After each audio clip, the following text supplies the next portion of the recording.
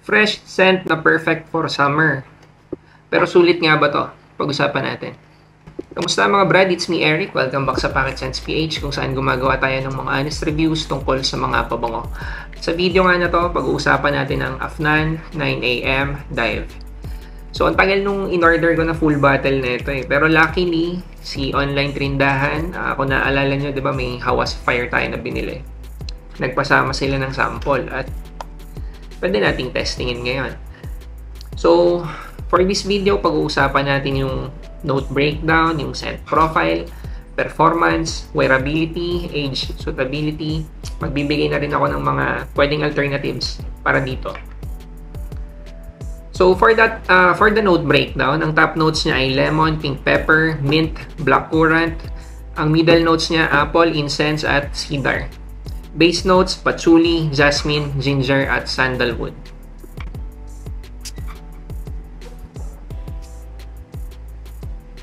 Hindi na ako naglagay ng electric fan doon kasi masakit sa mata eh. Ang bango, ang tamis, saka ang fresh. So, sa initial spray, mixture ng citrus, fresh, saka minty vibe. May konting sweetness, probably coming from the fruits. Gets mo kaagad yung vibe ng Bleu de Chanel. Para sa akin, yun yung sa mga kinukumpara sa kanyang pabango, yun yung una mong makukuha. Hindi siya 1:1, pero probably due to the citrus minty vibe na may kasamang freshness, nakukuha mo siya. Unti-unti, nakukuha ko rin yung Y Eau de Toilette. Mas malapit siya sa Y Eau de Toilette kaysa sa Y Eau de Parfum eh. Yung pagiging Bleu de Chanel niya para sa akin, mas malapit dun sa Eau de Parfum na version. After a few minutes, mas lalabas yung pagiging fruity niya. Gusto ko siya ikumpara, pero hindi ganun kalapit sa Hawas. Yung may bubblegummy vibe akong nakukuha na very youthful. Ang fresh na matamis. Parang ganun yung nakukuha ko. Pero again, hindi ko masabing Hawas na Hawas eh. Pero may kung ano yung nai-imagine nyo sa bubblegum, bawasan nyo ng konting sweetness. Kasi ito is more on freshness. Si Hawas kasi ramdam mo yung pagiging madiin nung yung sweetness niya. Kaya 'di ba, kung napanood niyo iba kong mga videos tungkol sa Hawas, hindi ko siya ma-recommend na gagamitin niyo yung sobrang init. Kasi pwede maging cloying. Ito siguro yung level ng sweetness nito or pagiging bubblegummy. Pasok dun sa category na pwede mong gamitin kahit sobrang init. Direct araw. Pagdating sa dry down, na-maintain niya yung freshness, may sweetness pa rin, konting bubblegummy vibe. Nadadagdagan na soft woods na medyo nagbabalance dun sa pagiging matamis. Although, ang nangingibabaw is yung freshness. Para kang lumublob sa malamig na pool. Ganun yung pakiramdam. Dagdagan mo lang ng konting sweetness. Parang, sige, imagine natin. Siguro may matatamis na prutas kang naamoy, tapos bigla kang dumive sa malamig na pool. Ang refreshing kasi talaga. Ang cooling nung binibigay niyang aura. Siguro dahil nga sa mint. Tinesting ko to bago ako matulog. So air conditioned kasi, so expected na mas maglalast. Lumagpas siya ng 8 oras. Yung projection at yung sillage niya, very impressive. Yung wife ko naamoy eh. Pagpasok ko pa lang ng kwarto, ako din na-impress.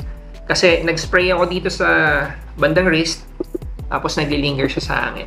Hindi ko masubok ng husto yung projection at yung sillage kasi tinesting ko lang siya sa loob ng bahay. Feeling ko kung gagamitin to sa mas mainit, mas malakas yung projection. Though magsasuffer syempre yung longevity, no? Pero for a freshie, umabot lang to ng 5 hanggang 6 na oras para sa akin na sulit na. Kung in combination dun sa scent profile na binibigay niya, sulit. Sobrang inviting nung sillage na naiiwan. Ilang oras na, siguro more than 3 hours, baka 4 hours, more than. Umiikot, nagsisirculate pa rin dun sa kwarto. Lumabas ako para mag-CR, bumalik ako. Ang una ko na amoy, yun, 9am dive. Ibang klase. Sobrang okay siya, ang youthful, ang fresh. Bagay na bagay ito sa teenager. Tumalon ako sa age suitability So when and where to use, bagay siyang gamitin sa mainit na panahon. Maamoy mo lang yung initial spray niya, yun kagad yung sasabihin mo. Though nasubukan ko naman sa air condition setting, kaya sasabihin ko rin, pwede siyang gamitin pang office. Feeling ko sobrang safe nito at sobrang friendly. Ganun yung vibe na, yung ganun yung aura, yung ganun yung parang personality na gini-give off niya. Parang ang dali mong lapitan, parang approachable, parang ang dali mong kausapin. Okay siya for outdoor activities. Okay siya kung pupunta kayo sa beach ngayong summer, sa swimming. Okay siya sa init, okay siya sa, perfect siya sa weather ng Pilipinas. At feeling ko kahit sobrang tirik yung araw, magwo-work siya. Pasok siya dun sa kategorya na mas bumabango habang pinagpapawisan. Age suitability, tingin ko bagay na bagay ito sa teenagers. Marami akong perfumes na feature dito sa channel na sinasabi ko, feeling ko hindi perfect target market niya is teenager. Ito, perfect target market niya for me, teenager.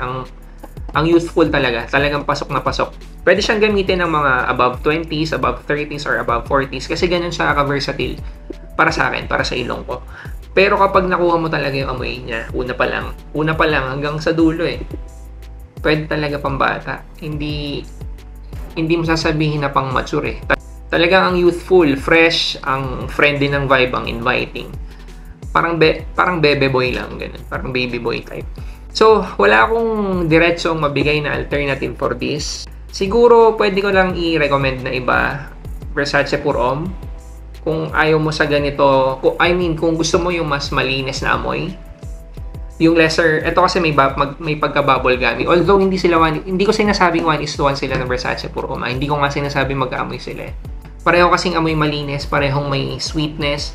Pero for me, si Versace Pour Homme, lesser sweetness.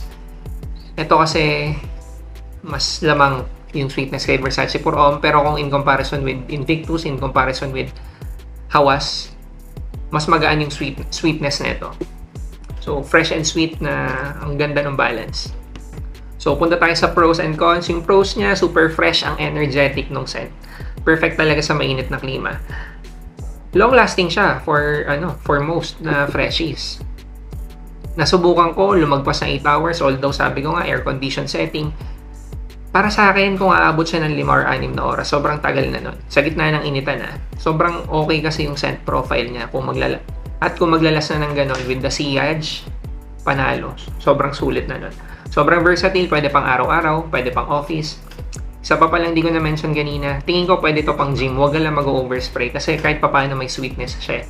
So pang gym siguro, go light lang sa pag-spray. Sobrang okay siya. Ang friendly, tsaka ayokong gamitin yung word na safe scent. Pero parang pasok siya dun sa safe. Wag lang mag-overspray. Para sa cons, wala akong mabigay na cons. So, bakit ngayon lang kita binili? Feeling ko pasok na pasok siya dun sa personality ko. Pasok siya dun sa mga preference ko pagdating sa scents. Wala akong maisip na negative Kung pupunahin ko yung performance niya, parang hindi mo mapupuna Enough na for me. At least 6 hours lang. So kung lalagpas pa doon, parang ang sobrang okay na niya. Yung price niya is naglalaro approximately 2,000. Nakabili ako ng less than 2,000. Hindi ko na i-mention kung ano yung shop. Kasi yung nakuha kong deal is sobrang okay. Pero ito, hindi ko to binili. Binigay lang to ni online trindahan, freebie. Final thoughts, ang fresh, wala siya aquatic notes pero may ganun siyang vibe na gini-give off. So hindi ko rin sure kung may pagkakamali doon sa note breakdown na normally nangyayari naman talaga o sinasadya naman talaga. So sabihin ko na lang fresh at energetic. Yung combination ng citrus, fresh, saka mint. Sobrang suabe. Bagets na bagets. Bebe boy na bebe boy. Para ka talagang lumublob sa malamig na tubig sa gitna ng init. Tapos naamoy mo yung matatamis na prutas. Kung gusto mo ng affordable tsaka ng long-lasting na fresh scent, kasi for a freshie, long-lasting to okay na to, pwede na to. Kahit siguro 2,000 pesos para sa akin, sulit na to for a 100 ml bottle. Wala akong diretsong may kumpara sa kanya. Kinukumpara siya sa BDC, kinukumpara siya sa Y. Hindi ko alam kung may nagkumpara na sa kanya dun sa pagiging bubble gummy ng Hawas. Pero yung diretsong comparison, wala akong, at least sa mga nagamit ko at naamoy ko, wala akong makuhang comparison. Sobrang tuwang-tuwa ako kasi, again, pasok siya dun sa mga type ko na pabango. lalo pa pang mainit. Ang hirap kasi maghanap para sa akin ng Middle Eastern perfume na pang summer, na pang talagang pang mainit na ganito yung quality. Di ba sabi ko nga doon sa iba kong video, naghahanap ako dati pa ng Versace Pour Homme na type na Middle Eastern. Hindi nila makakuha ng maayos. Although ito wala naman direct comparison, pero scent profile niya pasok na pasok sa taste ko. So, yun.